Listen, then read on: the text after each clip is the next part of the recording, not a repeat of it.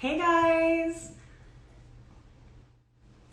We're just waiting for my good friend Paige to get here, but we're going to be talking all about the brain today.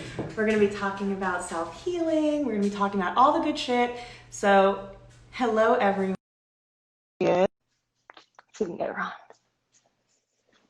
So if you guys want to, let us know where you're from in the comments. Say hi. Hey! Hi. Hey. All right. So Paige is calling in from Australia. So thank you for being with us today on the west coast of the United States. What time is it over there? 11:30 in the morning. Oh, okay. So it's not too bad. Our Yeah, call was a little bit early. Amazing. So I'm so happy to have you here. So for those of you who don't know, I will, someone from Los Angeles. Hey. Um, Oh my God, I find your content so inspiring. Thank you, Forever Fierce. You are so awesome. Forever Fierce. I love that name. Sorry. wow. So I love interacting with my people as they say things. So guys, drop comments, ask questions. Hey, San Diego. So Paige has an amazing background. She has been in the clinical world. She is now stepping into the coaching world. And her Inner Zen coaching page is like absolutely amazing. She is also one of my friends. She is also in one of the mastermind groups. So I've had the pleasure of getting to know her over the last couple of months, and I really wanted to share her with you guys. Although part of me is a little selfish and like doesn't want to share you with anybody. But yeah, so we jam out on all kinds of things together. And I think lately what we've been talking a lot about is like manifestation, the brain, and like all that fun stuff.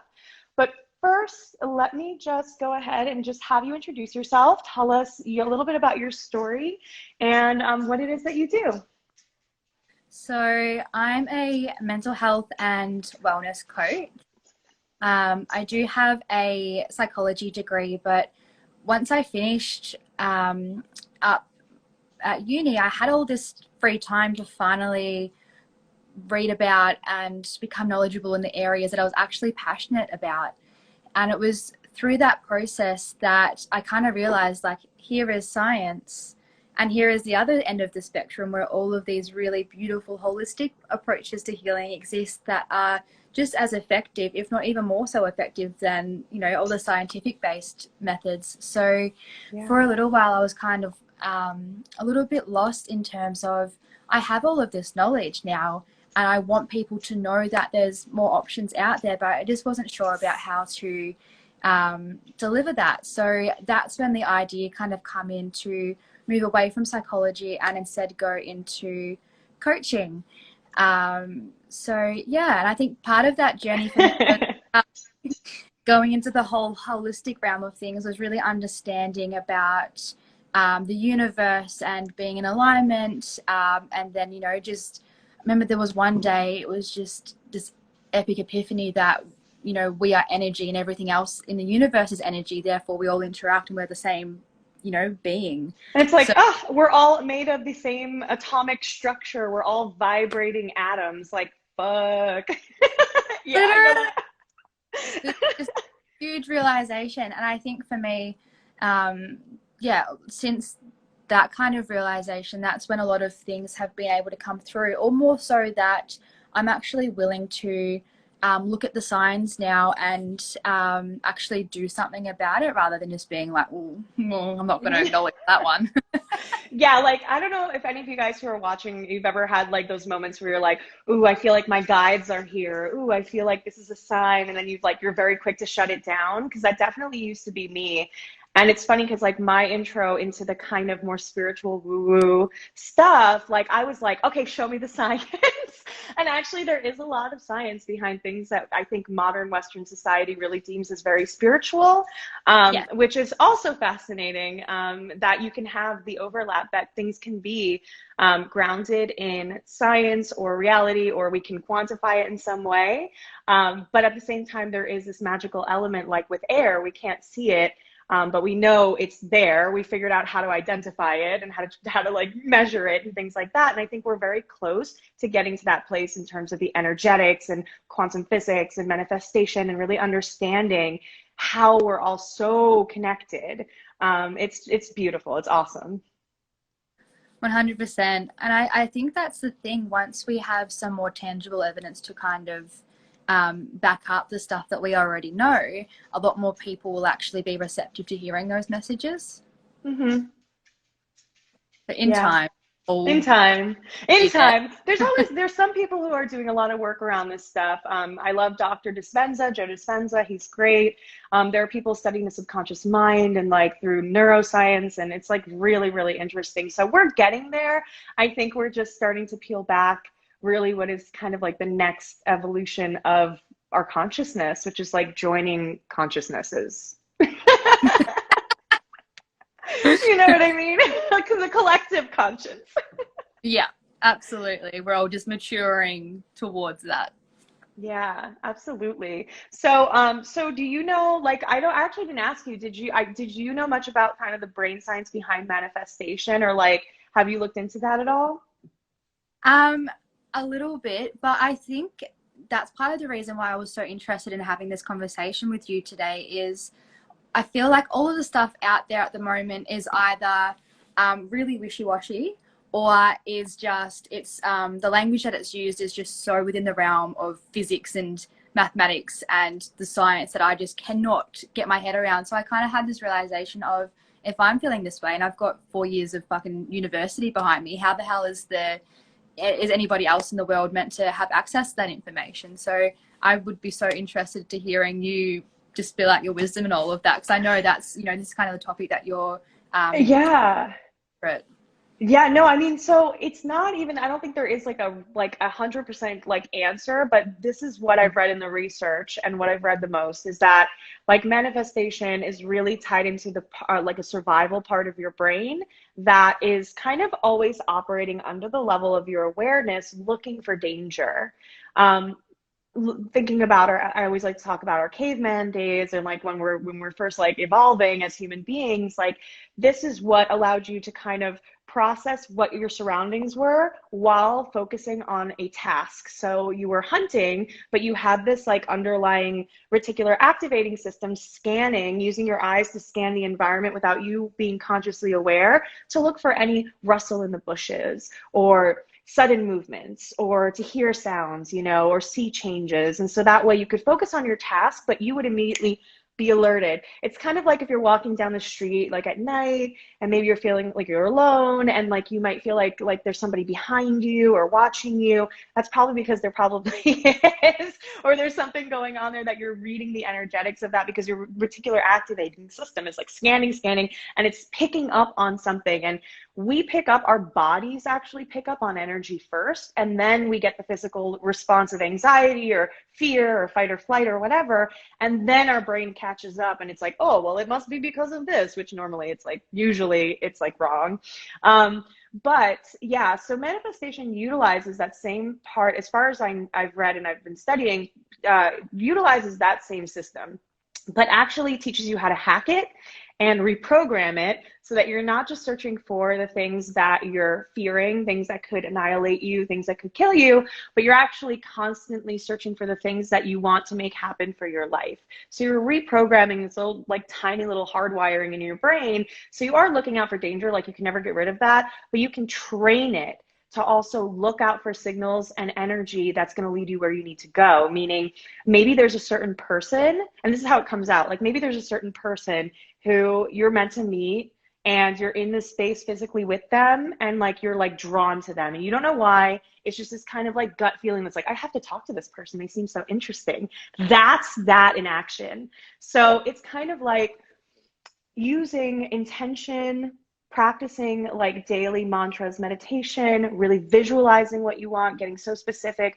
But I think also it's the idea that by doing all of those things, you're programming that part of your brain to seek out the opportunity for those things to happen. And so you see a lot of people will write down their goals. You'll see people, even if it's 10 years down the road, they will always have achieved the goals that they have written down in some form or another. Vision board, same thing. It primes your brain to go out into the world and then look for the things that are going to like contribute to your success and what you want to manifest. So it's not just you sitting back and calling it in necessarily. It's a combination of that and you're programming your brain so when you go out and like do things, you're like putting your energy in the right direction, if that makes sense. Yeah, 100%. That's such a good way of putting it. Because I think, I suppose the people who oppose manifestation and the law of attraction and that kind of stuff are just kind of like, well, oh, you know, you are more vigilant to it, so therefore it's just coincidence, you know, like your brain is just recognizing it more. Like there's, I forget what the term is now in psychology, but like, you know, you once you've kind of labeled something, then you're more likely, you're primed, so you're more likely to pick up on it. Yeah. And kind of, but like it's actually, it is like that is exactly how it works. It's a lot more in depth than that. It's just far more than pure coincidence. Yeah. Absolutely, absolutely. And so, you know, it is really about activating the neurons. So we do that with manifestation, like by actually activating the emotions of what it feels like to already have what we are wanting to call in. And that they've done brain studies, and you can see when you actually feel the emotion of like the joy, the safety, the like love, the power, the alignment, when you really live in that space every day, your brain like fires these neurons off, and it's just like it's off to the races. And like you'll see things start to happen for you, and you'll be like, oh, it's such a coincidence, and like look at this, like, you know, a synchronicity. And it's actually like, no, it's your brain working for you, and it's all because you put in that intention. Yeah, you're really calling it in rather than, yeah, just kind of leaving it up to chance. Yeah, definitely. Is there anything that you feel like you've like manifested in your life, and like that you could share about? For me, it's a lot of it's all the little things, and just realizing that say like my circle of friends, or just other people that I'm friends with, so say for example we're all on the same wavelength. When I've had it happen 3 times this week that I've thought, oh, I should message that person and see how they're going, and then within a few hours they've texted me to be like, oh hey, we haven't spoken in a while.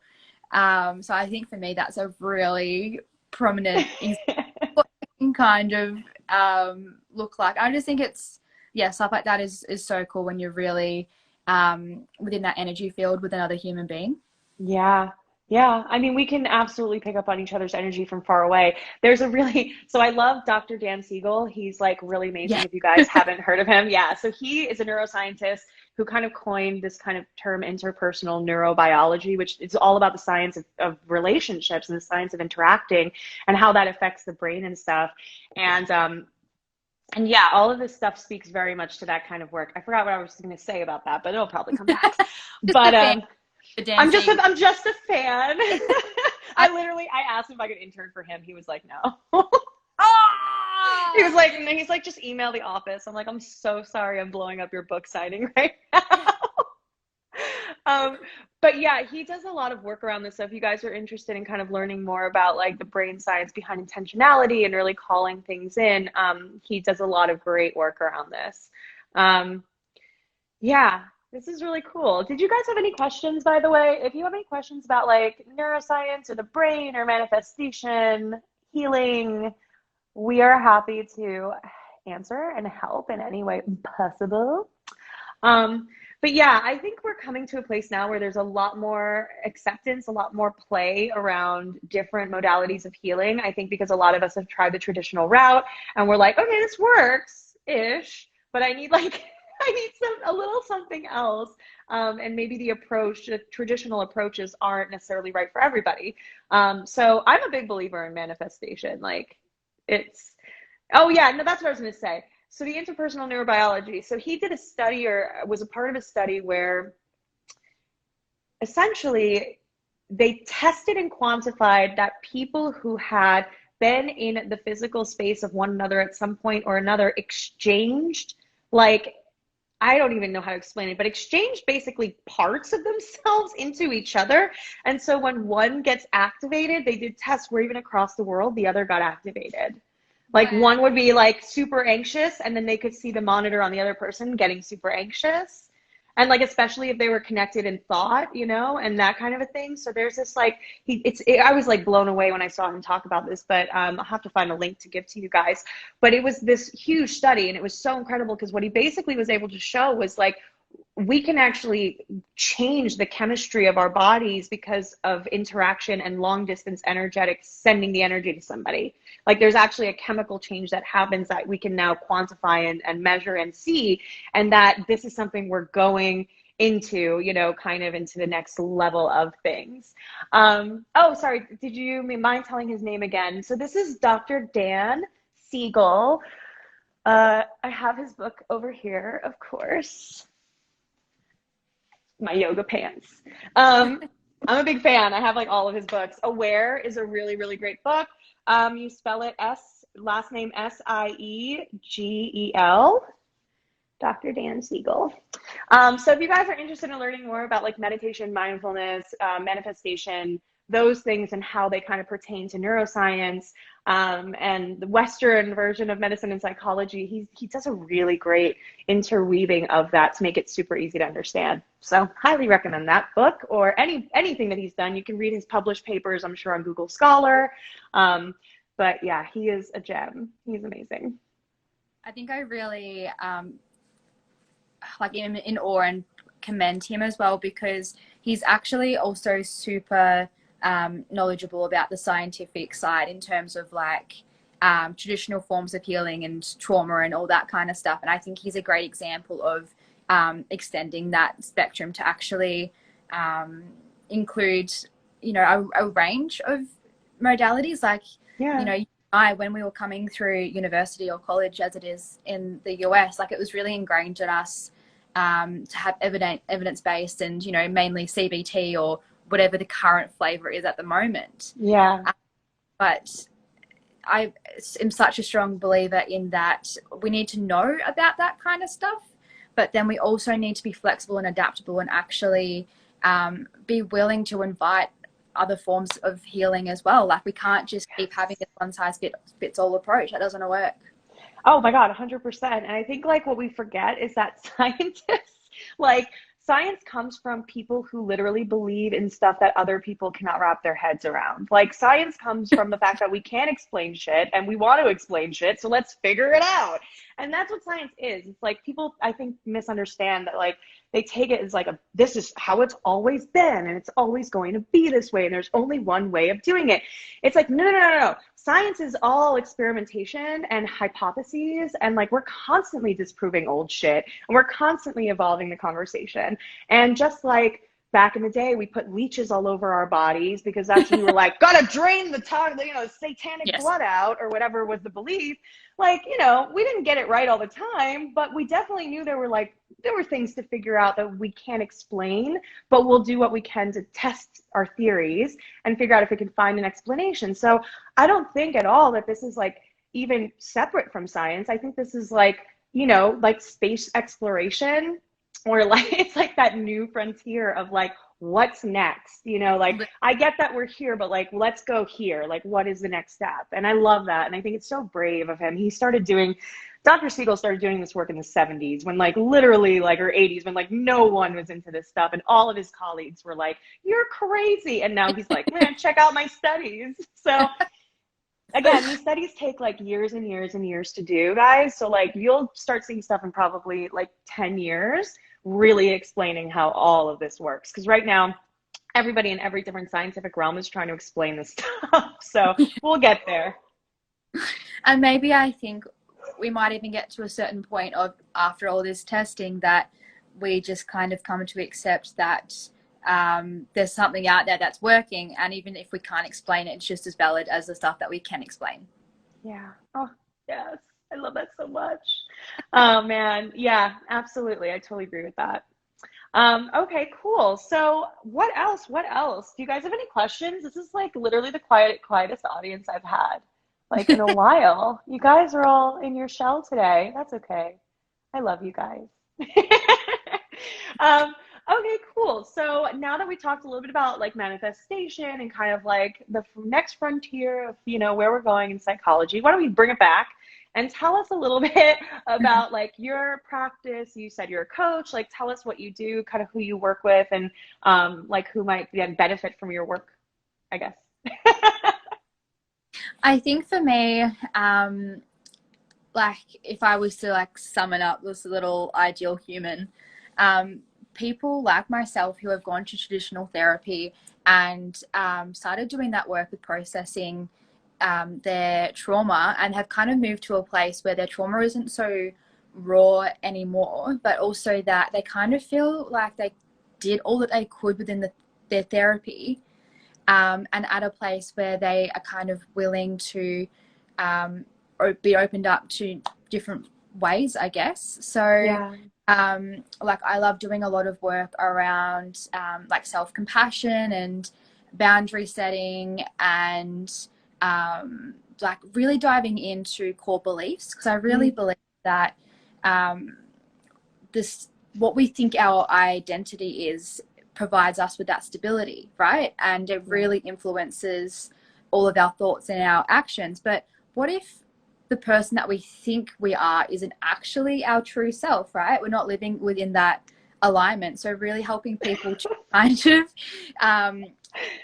narrative that they're telling themselves, I guess, and challenge those core beliefs to see, like, I don't actually have to keep thinking this way all day, every day. Like, you know, a lot of people who have anxiety, for example, would really be like, all of those narratives coming up about, I can't do this, I'm a failure, I'm not good enough, or what if I get into this situation and I completely fuck it up? So really helping them rewrite all of those narratives, I guess. Yeah, I love that. Oh, and I love that you bring in all of these different aspects of really like self-discovery and empowerment. But it's also open to kind of like, well, like let's take it out of the box. Let's like figure out what works for you, and like let's throw a bunch of things out there, and like whichever one sticks, they all work, but like whichever ones really resonate, those are the ones we'll stick with. And I think there's so much more freedom in this kind of coaching space to be able to say, okay, I really think that like a little bit of this and a little bit of this and a little bit of this, like it's going to be what's going to work for you. And it's like allows us to really be more flexible with the way we approach it. And the other thing is so important, like most of my clients that I have from my mental health coaching in that area, they have come from backgrounds where they pretty much have tried everything, like either tried everything like on their own, or tried everything with like friends or family members like to support them, or they went to therapy for a long time and it worked, but it like got them only to a certain point. And so it's interesting, like I've seen so much crazy transformation in the coaching container. Diane, one of my former clients, is on here. She's like, I can attest to this. Yeah, it's like, you know, we find that really the people who come to us are definitely like at their rope's end. They're like, okay, like I've like tried it all, and now I'm like, I'm ready for this. And then they're like, actually, this isn't that bad. It's actually pretty good. So yeah, I think, you know, it's like there's such beautiful complements to one another, therapy and coaching. That's why I like love, I think why both of us, you know, have gone into both. I think they're so complementary. But I definitely have noticed with the clients I've worked with who were looking for coaching, it's a very different kind of client. And it's somebody who's like, okay, like I have some awareness, I have insight, I have like some tools and some strategies, I read some books, but I'm still like self-sabotaging. I'm still like, my inner critic is still like taking over. Like I'm still, you know, unable to break past these walls. And the reason why I think that clients are, when it comes to coaching, is that it's just a totally different container. I mean, you're being held between calls, you have in between support, you have like actionable things you're doing between sessions, and accountability, and like a cheerleader in your pocket. And so there's kind of like a very different vibe. So yeah, I've noticed that too, that it's like the people who've come to me have been like, I'm kind of at the end of my road in terms of like trying things, and I'm ready. I'm like ready and willing to try things. I haven't had a bad experience so far, so. And I think there's a big focus on in therapy of you have to talk about your trauma to heal from it. And sometimes we really dive into that talking without actually building the emotional regulation skills required to sit in that pain. And also the fact that talking doesn't work for everyone. Like I know for myself, a huge part of my healing was just practicing yoga and mindfulness, and introducing a gratitude practice, like a really solid one for a couple of months.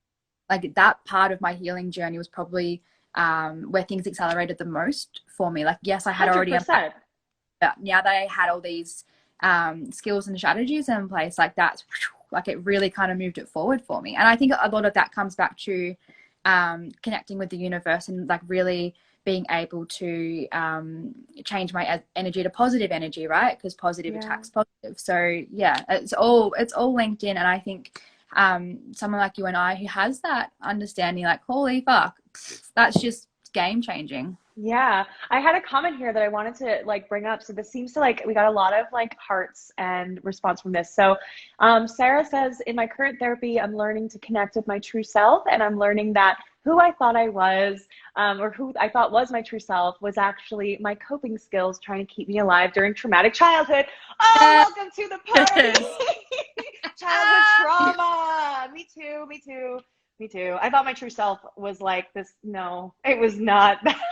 It was all coping. Oh, it's so funny that Sarah has said that, because I this morning I was writing up some posts that I like for this week's on Instagram. I literally have something where I pretty much wrote exactly what Sarah has, like reflecting on my past journey. So, hun, the energy in here is just drawing us together today.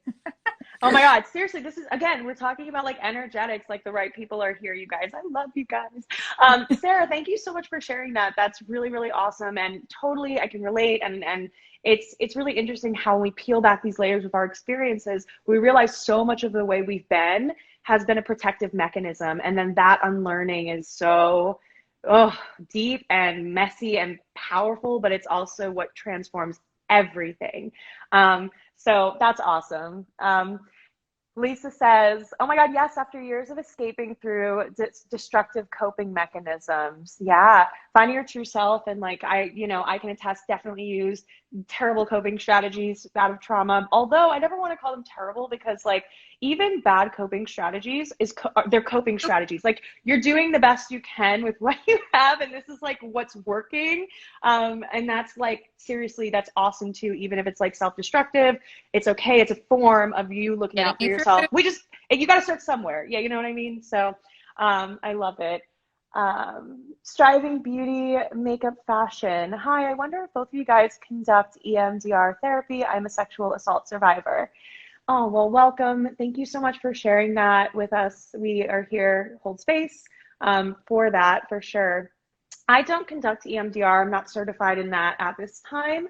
I don't know if Paige, if you are. That is on my list of to do. It's on my list, yeah. But I'm very familiar. I know some practitioners. EMDR is fantastic. It's basically like kind of a way of rewiring the subconscious mind, same kind of way hypnosis does, by using bilateral stimulation. And what it does is it's supposed to really lessen the emotions behind a traumatic memory, so that your memory is still there, but it no longer your emotions are no longer stuck there. And that helps you kind of hopefully move through. I've seen it work for lots and lots of people. I've seen it not work for some people. So I can't really attest to like how effective it is. But I do know that it does really, really work for some people I've spoken to for trauma. And if you all do have access to it, definitely grab it if you can. Which is like any therapy, right? Like it works for some people, and for others it is not their cup of tea, and that's fine. It doesn't make that therapy any less valid. It's just, yeah, everyone's a different human being. Yeah. Oh, hugs back to you. I'm glad this was helpful. B Pro 045 wanted to ask, yes, also wondering if you guys can talk about the pandemic and bringing us back to our old patterns. Is this a theme you're seeing and experience? The volume we were just talking about it. The volume in here is astronomical. Mm-hmm.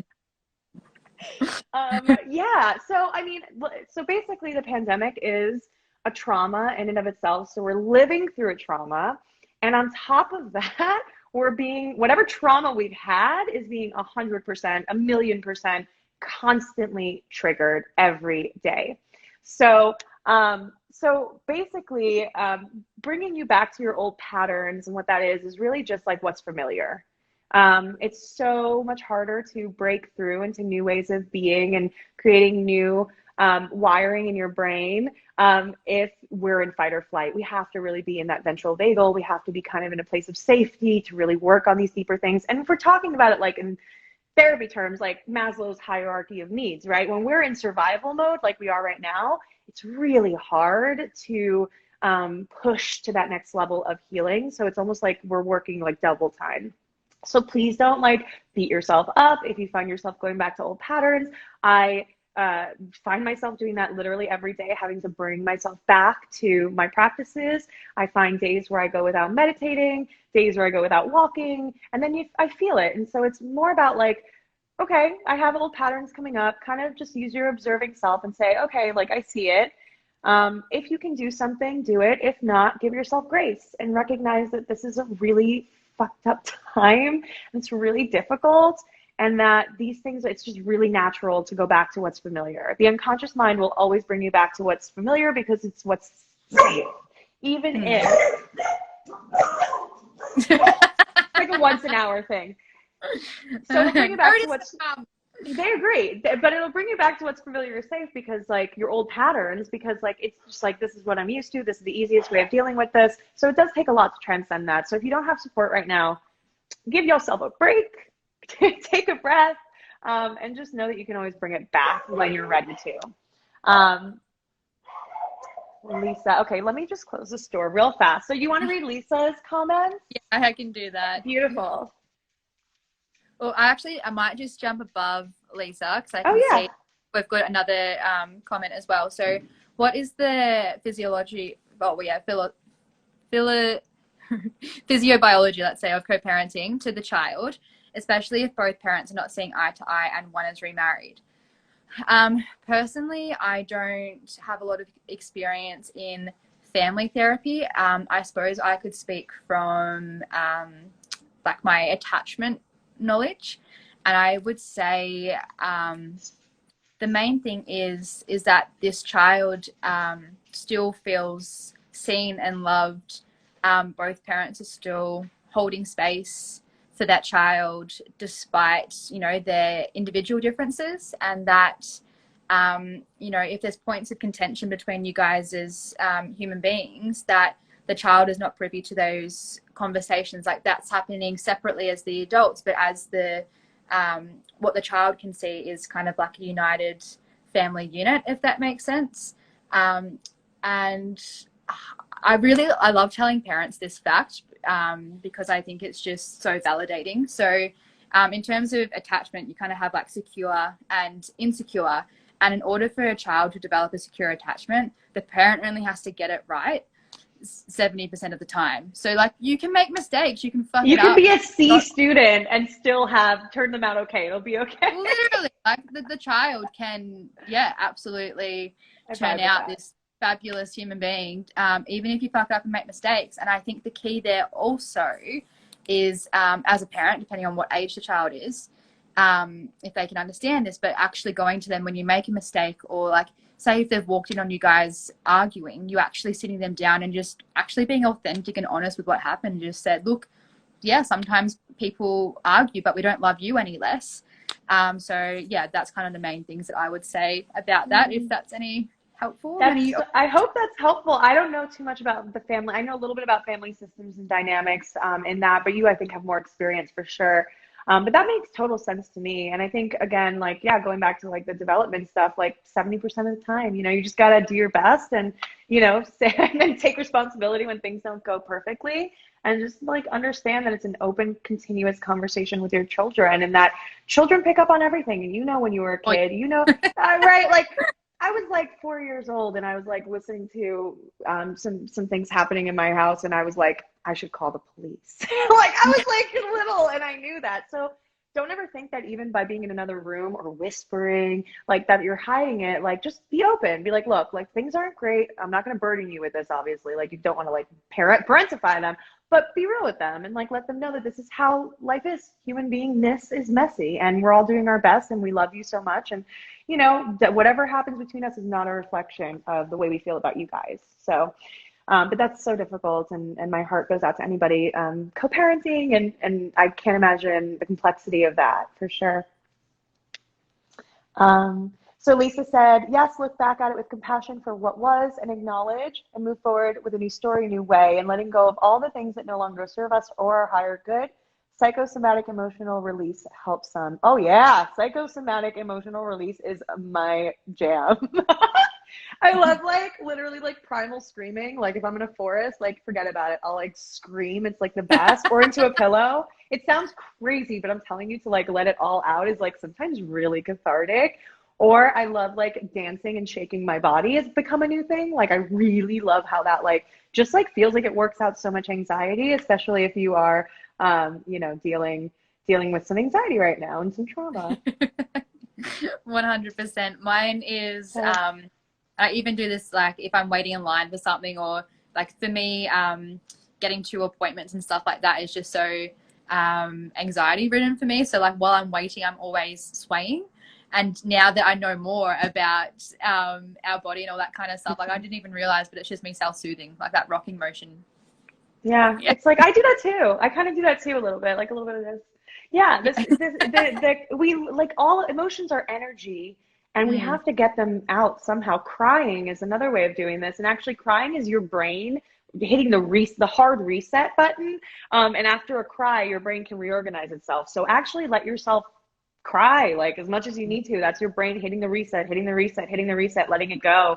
So I love that. We have a couple comments here, and I know we only have a little bit left, so I want to make sure we get through them.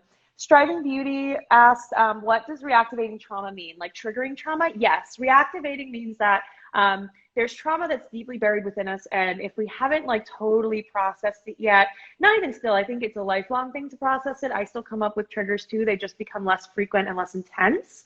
But all of this is re-triggering for anybody who's ever felt like unsafe, who's ever felt like out of power, who's ever felt vulnerable, who's ever been hurt by like a you know, parent figure or like a figure in power. There's so many different layers to it, and there's a lot of great articles online about like how this pandemic is really, and you know, and amongst other things, many other things, really bringing up trauma for other people. So imagine if you have trauma stored in the body and like you've experienced trauma, it's still there. And it's like almost like a fire alarm gets rung in your internal system every time there's a threat of something, of it coming back, of something bad happening to you again. And when you go through the trauma, it gets rung a lot easier. So almost like your internal alarm system goes off at like the littlest things, which is why maybe you feel more intensely about things that other people don't, or, you know, why this might be affecting you so deeply is that your internal like alarm bell, it's just like very easily triggered, or in some spectrum, easily or somewhat easily triggered.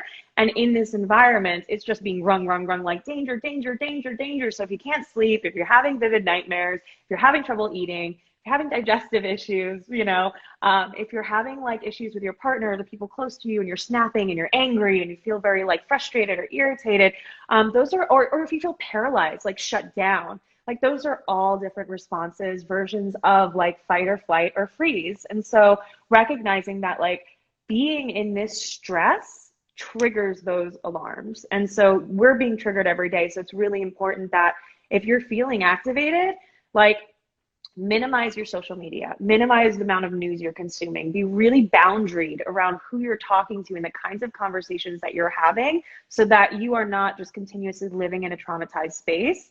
I know that this can seem like a privilege in many ways, but there are ways to create safety and peace within our own minds and bodies that are away from external circumstances. And so whatever that looks like, rituals for you, like self-care, like getting away from certain people, taking time, taking space, you know, like really be gentle with yourself because you're on high alert.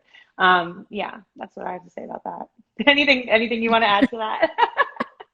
No, I just so wholeheartedly agree. And to bring some of that self-love back into that as well, and understanding that it's okay to feel really triggered right now, and like some of those old patterns are re-emerging. Like collectively we are going through the biggest thing in history in terms of you know, something that literally affects every single human in every single country. Like it's not just like World War II where it was a bunch of different countries clashing. Like this is literally every single human in the world. So it's okay to be feeling really triggered and to actually take a moment and say, stop, like I can't actually deal with this right now. Like even if it's something that you have been able to previously overcome and manage, like it's fine to not be managing that right now. So yeah, exactly what Gabby said, really just give yourself the space And I've been super purposeful of who I choose to spend my time with. So I've cut my social interactions down as well, like as not just social media, but in real life. And I'm only purposely spending time with people that I know is going to make me feel super nurtured and loved, and we're going to have a great time together. So definitely try and focus on that as well. Yeah. Oh, yeah. So agree. That's something I miss dearly is like being able to like see my friends regularly, and we are communal beings. So that's so hard. But when you can see a few people, you know, social distance safety and all that, it's just, it's great. And be really intentional again about who it is that you're seeing and what conversations you're having. It's totally okay to say, you know what? I know you want to talk about COVID. I know you want to talk about the elections. I know you want to talk about like the riots and the protests and like all of these things going on. But I really kind of am feeling overwhelmed. And I'm wondering if this could just be like we can do something else, maybe watch a movie, or we can talk about something just to get our minds off of things for a little bit. Because right now I feel like I can't energetically hold space for this. And that's okay. Yeah. I've really been finding, so obviously like it's a little bit different in Australia with like, or in my state anyway, of what the rules are right now, but we have been allowed to have people over, and what I've been doing is having board game nights. So we don't really have to feel like we need to talk about everything that's happening in the world, because it's just too difficult to acknowledge all the damn time. So I've been doing like lots of that that fun stuff as well, just to kind of cultivate joy at the moment too, and that's been a way of interacting with people. So maybe that's something, you know, you guys could try too. I want to do that. I'm going to do a game night. I have Parcheesi. I get very competitive though. So like, So do I get like I'm like, I'm going to win. So, you know, sometimes it has the opposite effect as well. Like I just get so revved up and like, oh, but you know, no, but it's fun. It gets, but regardless, like you distracted yourself for a little bit, and you gave your brain and your nervous system, especially, like a fucking break. Like give it a break. We're like, no one's gonna, you guys, we're not gonna be like helpful for anybody if like we're just burned out. Like that's literally how the bad people win all the time, or like you know, like it's because we burn out, and it's like really take time. Play, find joy. And I like how you said cultivate joy, because joy isn't something, I mean, maybe you can stumble upon it and it's just like a joyous random moment, but it's hard to do that. Yeah, I was going to say like quite uncommon. And, you know, joy is something that's like a daily practice, you know, and it's like whatever that means to you, that you can cultivate just a little bit of happiness for yourself and create that. Like the fastest way I access my happiness is putting on anything like soul or funk from the 70s or like Motown music. Forget it. Once that's on, I'm like, it's over. Like I'm just gonna be like dancing like for like 2 hours. And that's just like what gets me in that space. So whatever gets you into that joyous space, music, crafts, games, seeing people in a safe way, taking a break, taking a step back. It's okay. We'll still be here tomorrow. Yeah. Funnily enough, like, yeah, we don't go into thin air. Like, yeah, you can put everything on pause and just return to it when you're ready. That's totally fine. Yeah, absolutely. Oh, I love this. Okay, guys, so we have like a couple more minutes.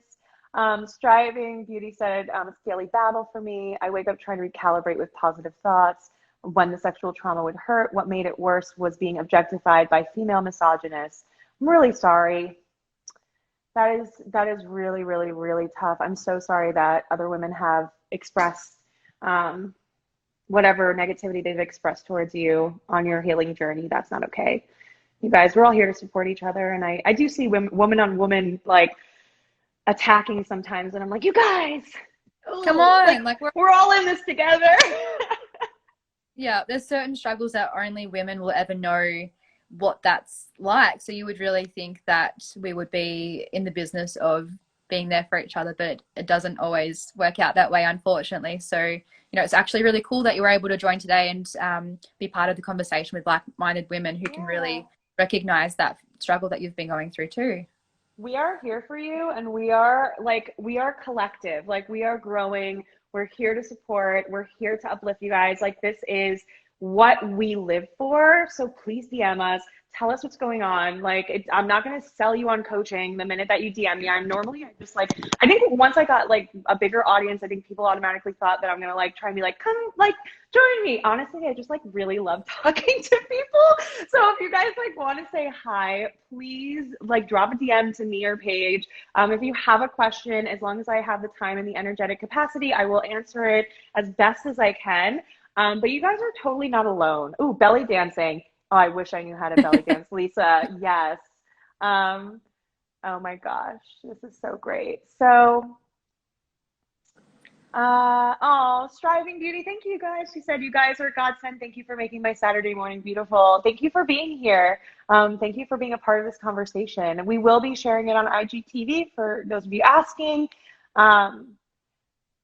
So Lisa was saying, so many injustices being brought to light, so many people hurting. I had to establish social media news boundaries and self-love. Yeah, Well done. like cleansing, identifying what's my energy, emotion, or others' energy and emotion, being present and empathetic, but cleansing afterward and nurturing inner child work. You got your shit together, Lisa. Damn, yes. You get it, girl. 3 cheers for Lisa, who's on her inner work grind. Yes, that's amazing. You are made of. Do you want to be a coach? DM me. I have a mastermind coming in September. That is so great. Oh, and so I love you guys like loving each other in the comments. Like that's the community that we're trying to build, that I tried to build with Own Therapy Coaching, that you're trying to build with Inner Zen Coaching. This space to really just everybody in this convo is like the comments. You guys, I love you. But that this is what we're doing. Like, this is how you and I are going to use social media, is like, this is an avenue and a way to like help people get to where they want to go. So, and to connect and to heal. Okay, cool. So, she loves everybody in this convo, wishing you well. Covert aggression among women is far worse than overt aggression among men, is this is a psychological battle. Yeah, definitely. And it's also biological too. Dose of Case, what's up? You just showed up. Is that our IG live? Does dad approve? Like, I'm so glad. I feel like I've made it in the world now that I have a dad approval of my Instagram. When I have like other people's parents' approval, that is the best. Gorgeous. I'm like, it's like not, is that a trauma response? Like, if you didn't feel loved by your parents, you like want to be loved by everyone's parents. I think I have more work to do, you guys. But also, if like a middle-aged man can feel our energy, like that's cool too, you know? Yeah, absolutely. I fucking love this team. You guys are amazing. Thank you for joining our live. For everybody, we're gonna like kind of wrap it up. Where can we find you? How can we get in touch with you? And what are you offering right now? So my Instagram page, Inner Zen Coaching. I'm actually, next week I have decided I am going to do my formal launch. What? You're just telling me this now? Yeah, so yeah. It came to me this morning that yes, this is the right time to do it. Yes. But yeah, essentially I am going to be offering, I think, 3-month container of coaching, and there'll be different packages within that. So there'll be a package where you can do like a bi-weekly Zoom call with me, touch base 3 times a week via Slack, which is a messaging app, and resources and that kind of stuff. And another one which will be weekly Zoom calls, Slack check-ins 5 times a week, and resources as well. And yeah, that's what I'm thinking at the moment. All the details will be released to my email list next weekend, and then I'll put it all on Instagram as well. So that's where I'm You guys, we out here healing trauma. Yes. 100%. 100%. I'm so excited for you to launch. I can't believe, like, what a better way to announce it than on a live. So fucking pumped. She serves all kinds of clients. She will take on your journey as her own, and she will walk you through the dark underworld of what it means to heal. But she'll hold your hand and she'll hold the flashlight, and it won't be so scary, I promise. And that's like the one thing I think we need to remember is, like, we can do it on our own, but when we get support, it happens a lot faster and with a lot less struggle, for sure. So, oh my God, amazing. Thank you, Paige, for being here. Thank you guys for such an amazing conversation. Yeah. Absolutely. Thanks for all the comments. That went on a completely different tangent than what I imagined, but obviously, yeah, that needed to happen for a reason. So I'm really glad that you guys brought all of the stuff that you did to the table and we were able to support you within that space. Yeah, and again, if you guys ever want to connect with us, you can DM us anytime. 100%. Yeah, I love Lisa. She's like, the world grows together as each of us heal and step into the light together. Fuck yes. Fuck. Oh, My phone's dying, but I was like gonna say fuck yeah, Lisa. I love that. I Hugs want to to you, write down Striving your quotes and Beauty. sell them. I know. Just don't be Lisa. You need to like make sure she doesn't steal your quotes for her Yeah. Instagram. Oh my God, amazing. Thank you so much, Paige. I will drop in the comments for the IG video post where to find you. And yes, please DM us and let us know how you're doing. And Paige opens up her spots for her coaching next week. I just can't wait to see like all the amazing things that are going to happen from this like container you're creating. So excited. Absolutely. Yes. All right, guys. Well, we'll see you next time. And sending so much love and kisses and hugs and good energy to you. Please take good care of yourselves. By taking care of yourself first, you can take care of everybody else that you want to. So that's what I will say to end that. Oh, I was wondering whom I could reach out to for therapy. So glad you guys are sharing this space. So I'm currently full. And Paige doesn't do therapy outside of her area in Australia, but her coaching is very therapeutic leaning. It has a lot of different elements that you'll find in traditional therapy. So if you're thinking about it, send her a DM. It might be something that might be a good fit if you're not like local to her area. Yeah, so definitely let us know. So anyway, see you soon. And you guys, so much love to you. Take good care of yourselves, and I will talk to you next time.